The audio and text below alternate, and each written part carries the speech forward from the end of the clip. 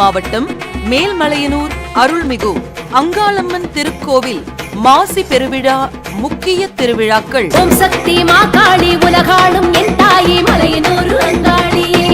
26/2/2025 புதன்கிழமை மகா சிவராத்திரி கொடியேற்றம் மற்றும் சக்தி கரகம்.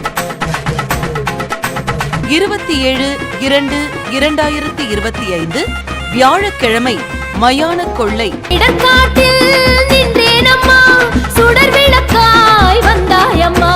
2/3/2025 தீமிதி திருவிழா.